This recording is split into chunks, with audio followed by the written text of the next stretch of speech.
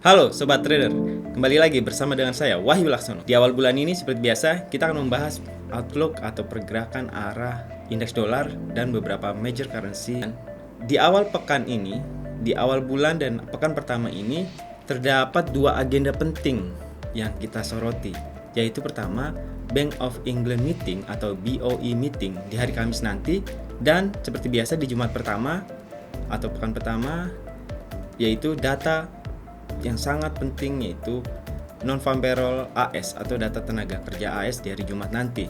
Tapi sebelum itu, sebelum kita membahas pergerakan dan data atau agenda di pekan ini yang penting tadi, kita akan membahas beberapa perkembangan terakhir ya, terutama terkait dengan inflasi dan wacana dari Bank Sentral Federal Reserve.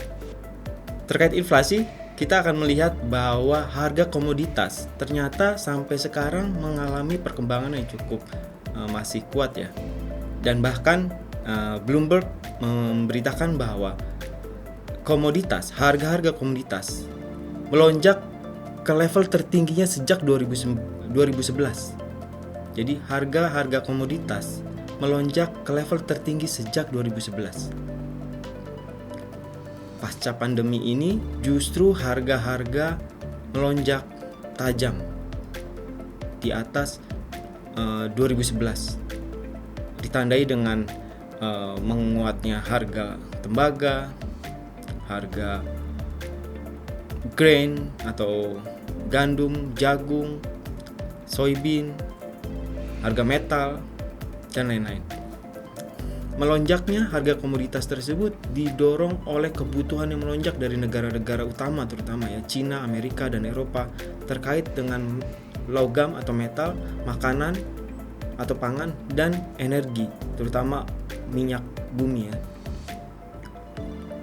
Apalagi didukung dengan berbagai cuaca yang kurang mendukung dalam panen, dan juga transportasinya yang kadang-kadang menghambat supply.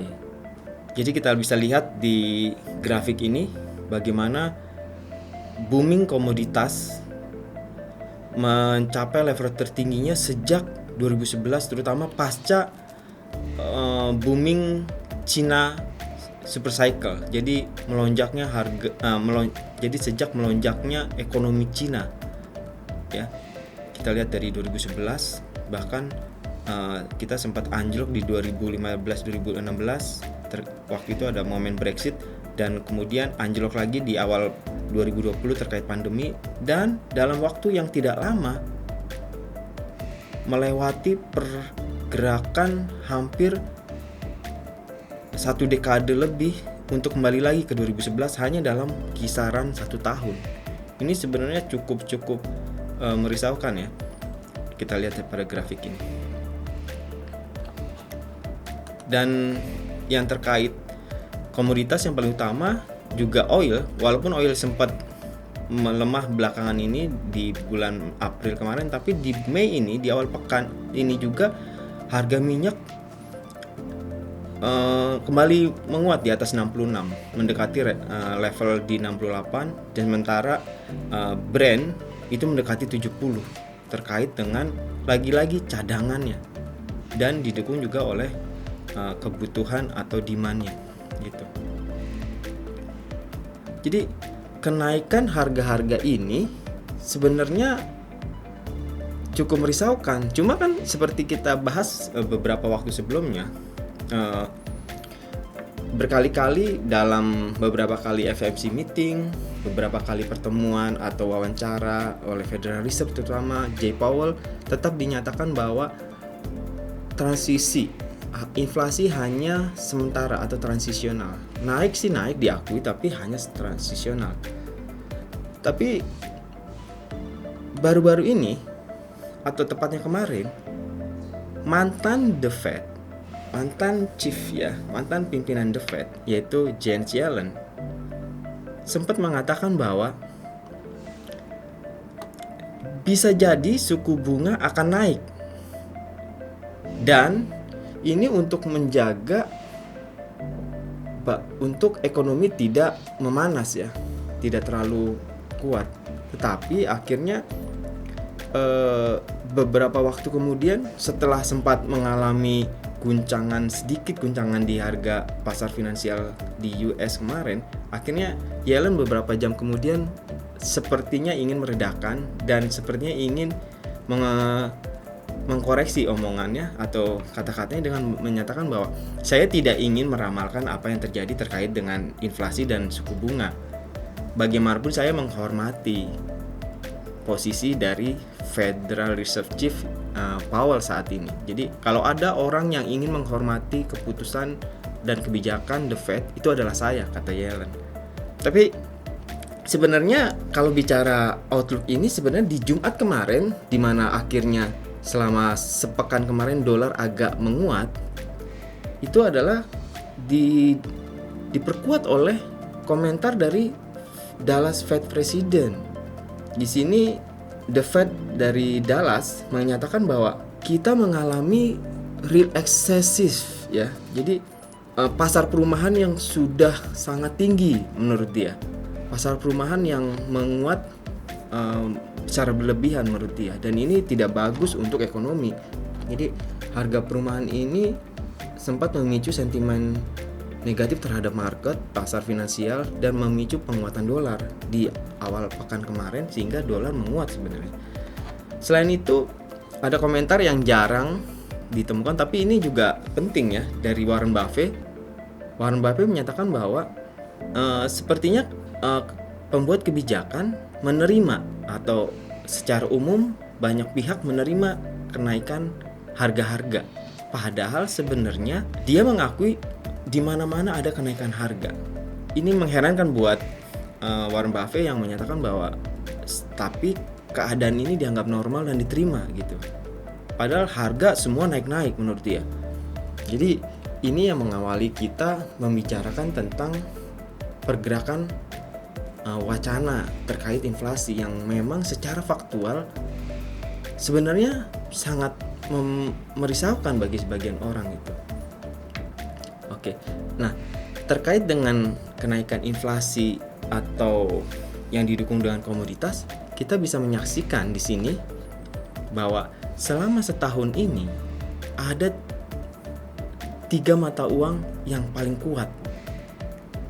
Ya kita saksikan di sini. Dari sini kita melihat bahwa mata uang tertentu memang diuntungkan, walaupun tidak semua mata uang komoditas diuntungkan, karena kita lihat bahwa di sini ada New Zealand yang di luar grup ya, dari mata uang komoditas Kanada dan Australian dollar yang justru menguat tapi New Zealand tertinggal. Padahal sebenarnya ini pada akhirnya New Zealand masih potensial nih. Jika memang temanya adalah terkait inflasi dan komoditas, maka potensial untuk masuk di New Zealand dollar karena dia masih di bawah ya, di bawah performanya gitu. Data-data terutama dari ekonomi Amerika Serikat dan lain-lain, UK dan Eropa, terutama di Amerika Serikat, sejak awal tahun selalu membaik. Di Januari, Februari, Maret, dan April kemarin non-farm payroll-nya selalu bagus, retail sales-nya selalu naik. Itu kan bagian dari indikator inflasi. Kemudian juga CPI terkait inflasi juga cukup naik belakangan ini. Dan data terakhir kita lihat di sini. Data terakhir dari ISM Manufacturing Index AS memang tidak terlalu bagus kemarin ya. 60.7 di April, padahal dugaannya 65. Tapi bukan itu yang penting. Ternyata dari laporan itu dijelaskan bahwa dalam 35 tahun purchasing data ISM Manufacturing ini, mereka tidak pernah melihat hal yang seperti ini terjadi, di mana terjadi kenaikan harga yang berkepanjangan.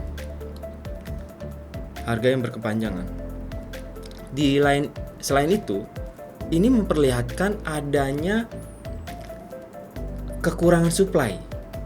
Sementara demand menguat atau permintaan menguat, tapi supply-nya berkurang. Jadi di sini kita melihat bahwa kita mulai masuk ke sebuah era di mana pertumbuhan ekonomi menguat tajam, tapi di satu sisi supply-nya atau pengadaannya berkurang. Bahkan kita melihat semikonduktor juga langka gitu, terjadi kelangkaan.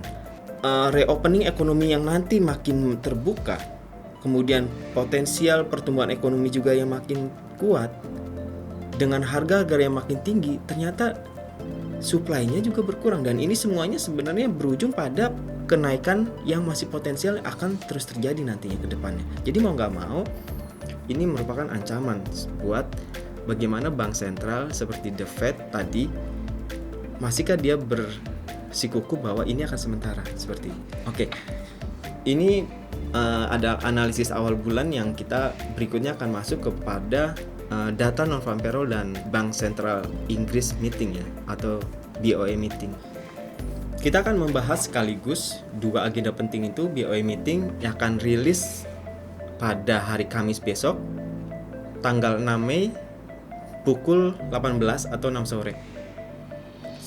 Sementara seperti biasa, non-farm payroll pada tanggal 7 Mei hari Jumat jam 7.30. Untuk BOE atau BOE ini, Bank of England, mereka sebenarnya seperti tadi sudah terjelaskan dengan bagaimana pound sterling menjadi ranking kedua setelah Kanada ya. Itu memang didukung oleh salah satu negara yang paling kuat kemajuan pasca pandeminya dengan adanya vaksin yang makin meluas dan reopening yang semakin jelas terbuka dengan data-data ekonomi yang semakin membaik, dan diuntungkan dengan kenaikan bursa pasar finansial yang cukup tinggi di secara global, sehingga pound sterling menjadi diuntungkan di sini. Dan berbeda dengan The Fed dan ECB atau Eropa, Bank Sentral Eropa, Bank of England ini memiliki target program-program untuk pasca pandemi dan stimulusnya. Itu BOE menetapkan targetnya, dan jelas bahwa target 875 billion pound sterling ini akan digelontorkan sampai tahun 2021, dan kalau mungkin bisa jadi akan terjadi pelemahan fase untuk stimulus ini, setidaknya di awal Oktober nanti bisa tercapai. Dan kalau awal Oktober ini tercapai, berarti dia yang paling duluan finish nih dalam penyelesaian stimulus moneternya terkait pandemi, melebihi kecepatan dari The Fed, bahkan jauh tertinggal ECB-nya ya.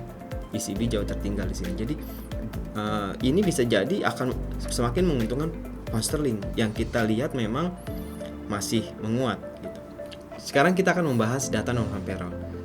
Dalam beberapa bulan terakhir ini sejak awal tahun, kita menyaksikan bahwa data non-farm payroll begitu kuatnya, bahkan melebihi ekspektasi, dan selalu meningkat dari bulan ke bulannya. Ini didukung oleh memang pertumbuhan ekonomi AS yang semakin baik, apalagi dengan semakin meluasnya vaksin dan reopening yang semakin terbuka. Dan para ekonom menyatakan bahwa bisa jadi periode 2021 ini sampai 2022 merupakan periode ekonomi terbaik Amerika Serikat. Dan juga termasuk di dalamnya pertumbuhan pasar tenaga kerjanya. Ini adalah era pertumbuhan terbaiknya sejak booming pasca Perang Dunia Kedua tahun 1950-51. Jadi ekonomi ini benar-benar memang sangat luar biasa. Ibaratnya kalau untuk booming terbaik waktu itu butuh Perang Dunia Kedua, ini pandemi begitu dahsyatnya, tapi justru memicu pertumbuhan ekonomi di 2021 ini begitu baiknya. Dan kalau memang ini benar, dan memang sebagian sudah terbukti bahwa pertumbuhan ekonomi didukung juga pertumbuhan pasar tenaga kerjanya. Beberapa kali pasar tenaga kerja kita pasar tenaga kerja AS memang menguat. Dan untuk pasar tenaga kerja data kali ini, non-farm payroll diduga akan juga semakin membaik. Jadi diduga hampir 1 juta. Jadi akan ada penambahan 988.000 tenaga kerja dari sebelumnya 916 tenaga kerja. Kemudian tingkat pengangguran juga diduga akan menguat. Maksud saya membaik dari 6% sebelumnya menjadi 5,8%. Nah, di sini lagi-lagi Amerika Serikat dalam tracknya dalam perbaikan pasar tenaga kerja seiring juga perbaikan ekonomi, begitu. Nah, bagaimana dengan dampaknya kepada harga ya? Kalau kita bahas pada analisis akhir bulan kemarin terkait dengan FOMC meeting tanggal 29 April lalu, itu juga ada dibahas bahwa secara umum dolar mengalami pelemahan di bulan April kemarin, membalikan penguatan sejak awal tahun, walaupun data-data tenaga kerjanya membaik. Gitu. Kalau kita lihat di video tersebut ya. Jadi kita lihat di sini bahwa indeks dolar kembali anjlok di bawah MA100 daily-nya, sementara euro kembali naik ke atas MA100 daily-nya. Jadi ini tidak banyak berubah kali ini